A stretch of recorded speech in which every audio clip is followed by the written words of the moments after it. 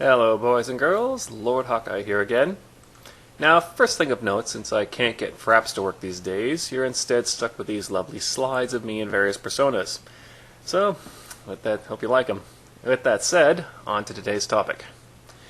Now, some of you may have heard, but apparently Nintendo has had to pay a portion of their 3DS sales to some other company who happens to own the patent on the 3D technology that they use. Well, to that I have to say...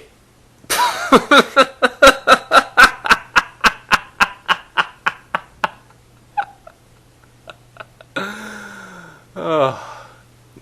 Nintendo, you're part of my childhood. I'll always love you, but good lord, did you guys totally reap what you sowed here.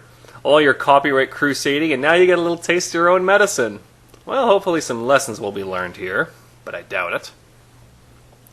What really grinds my gears is when internet commentators, including people like Total Biscuit, rightly criticize companies who engage in this kind of copyright douchebaggery, but then they preface it by saying copyright is totally just and necessary, and that these companies are just perverting it. So close and yet so far. I've talked about copyright before and all the shady justifications for it and the true intentions of those who lobbied for it, but I think we need to go all the way back to the very first principles of it to talk about such matters, how they could be handled without a government. Now, what's the basic principle behind copyright? That selling a product or idea based on someone else's idea is wrong and sanctions should be made against such activities. Okay, let's consider two separate scenarios to help clear the fog a little bit, shall we? Okay, first scenario. Mr. Fix-It invents a widget. Mr. Copycat copies the idea and sells it as his own, giving no credit to Mr. Fix-It. Rude thing to do? Yeah. Immoral? Questionable. It's certainly deceitful, and it could be argued to be fraud, comparable to, say, selling someone fake artwork.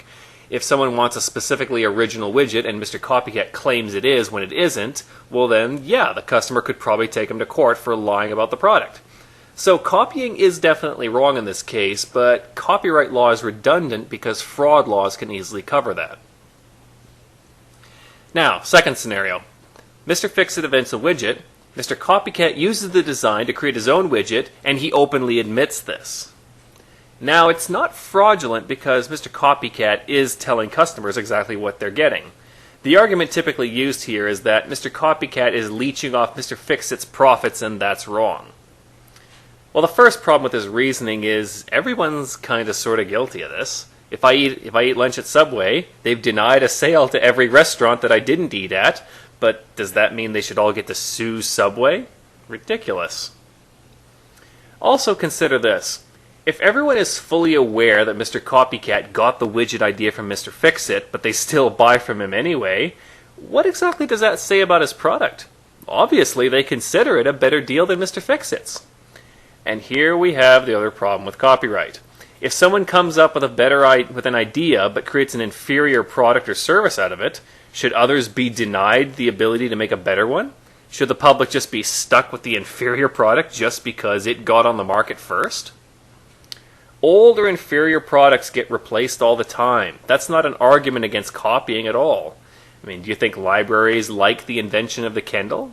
Do you think the guy who used to deliver ice to your house was happy when they invented the refrigerator? But nobody would argue that these products shouldn't exist just because someone lost out on profits as a result. Yeah, the free market is a competitive field. You don't always win, but as long as you work hard, you can win often enough to at least stay ahead. So what's the stateless alternative? As usual, I don't know. Nobody does. But here's a thought experiment to try out. What if patents still existed, but they were voluntary? Now, if we assume that the public does have an interest in buying a product or service from its original source whenever possible, then there would be a niche for patents. So, what if instead of the current model that just encourages patent hoarding to keep out competition, what if it was just a list stating for the record who came up with an idea first, but there's no sanctions placed against anyone who tried to create their own product or service based on an idea?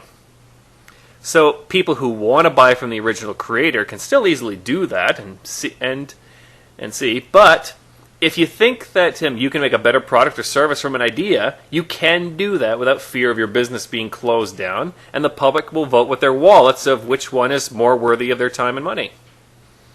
It might work, it might not, after all. It's just another idea, after all. But remember, pointing guns at people just because they offer a product similar to someone else does not help anyone except the people pointing the guns. Every idea stands on the shoulders of ideas that came before. That's not a bad thing, and we really need to stop hopelessly trying to fight it. Until next time, be aware and be wise.